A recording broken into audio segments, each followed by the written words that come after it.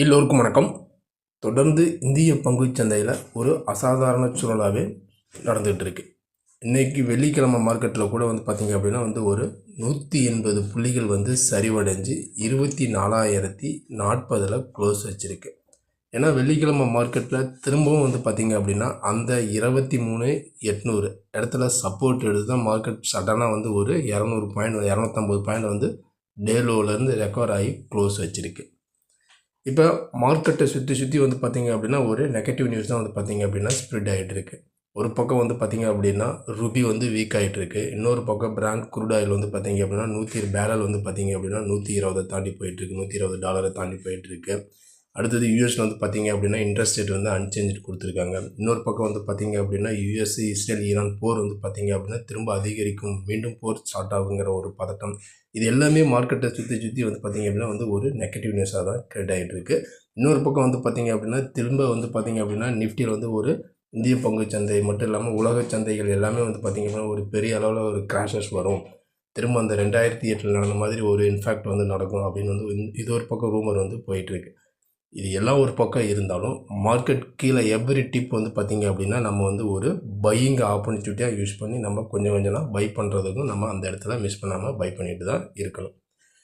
இப்போ வெள்ளிக்கிழமை மார்க்கெட் ஒரு 180 புள்ளிகள் சரிவடைஞ்சு முடிஞ்சிருக்கு. இப்போ அடுத்து நம்ம திங்கக்கிழமை மார்க்கெட் எப்படி இருக்கும், ஒரு கேப் அப் கொடுக்குமா? ஏன்னா திங்கக்கிழமை பார்த்திங்க அப்படின்னா இந்த எலெக்ஷனுடைய ரிசல்ட்டெல்லாம் கவுண்டிங்லாம் இருக்குது. இது மார்க்கெட்டில் ஒரு பெரிய தாக்கத்தை ஏற்படுத்துமா? அப்படி ஏற்படுத்தும் பட்சத்தில் அடுத்து நம்ம சப்போர்ட் அண்ட் ரெசிஸ்டன்ஸ்லாம் என்ன, இன்ட்ராடேவுக்கான பையபோ செல் பிலோ இதெல்லாம் பற்றி தான் நம்ம இந்த வீடியோவில் பார்க்க போகிறோம். வீடியோவை ஸ்கிப் பண்ணாமல் கடைசி வரைக்கும் பாருங்கள். இப்போ நம்ம பார்த்துட்டு இருக்கிற சார்ட்டு நிஃப்டி ஸ்பாட்டினுடைய 15 மினிட் சார்ட்டு. இது ஃப்ரைடேக்கான மூவ்மெண்ட். ஃப்ரைடே மார்க்கெட்டே ஒரு கேப் டவுனில் ஓப்பன் ஆனாலும் திரும்ப பார்த்திங்க அப்படின்னா அந்த பாட்டம் லெவல் 23,800 டச் பண்ணிட்டு அங்கேருந்து சப்போர்ட் எடுத்து மேலே வந்திருக்கு. இப்போ இங்கேருந்து நம்ம அடுத்த ரெசிஸ்டன்ஸ் நம்ம எடுத்துக்கிட்டோம் அப்படின்னா என்ன ரெசிஸ்டன்ஸ் அப்படின்னு பார்த்திங்க அப்படின்னா 24,080 ஒரு ரெசிஸ்டன்ஸாக ஆக்ட் ஆகும். அடுத்தது 24,150 ஒரு ரெசிஸ்டன்ஸ் ஆகும். அடுத்தது பார்த்திங்க அப்படின்னா 24,240 ஒரு ரெசிஸ்டன்ஸாக ஆக்ட் ஆக சான்சஸ் இருக்குது. இது எல்லாமே மேலே அப்சைடுக்கான ஒரு ரெசிஸ்டன்ஸ் ஜோனு.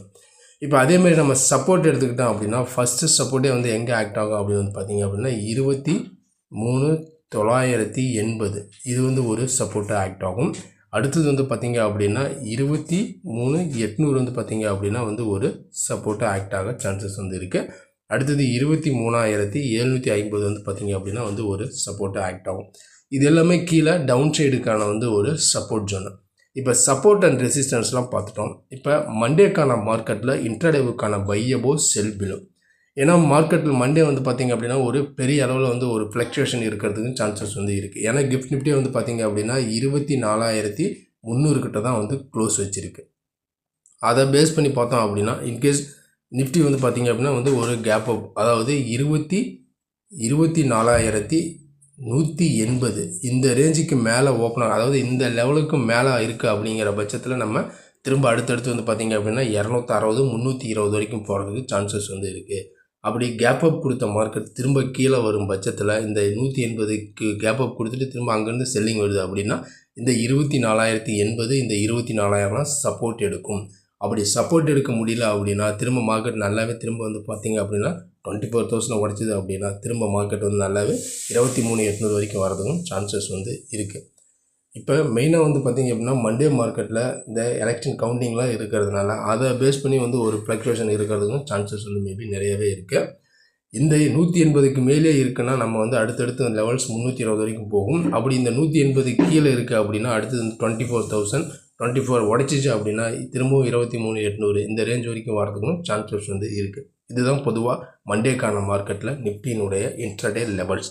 இந்த லெவல்ஸ் என்ன அப்படிங்கிறத நம்ம பொறுத்திருந்து பார்க்கலாம். அதுக்கு முன்னாடி இந்த வீடியோ உங்களுக்கு பிடிச்சிருந்துச்சுன்னா நம்ம சேனலுக்கு சப்போர்ட் பண்ணுங்கள், லைக் பண்ணிட்டு சப்ஸ்கிரைப் பண்ணுங்கள், கூடவே பெல் ஐக்கனையும் கிளிக் பண்ணுங்கள். நம்ம அடுத்த ஒரு வீடியோவில் சந்திக்கலாம். நன்றி, வணக்கம்.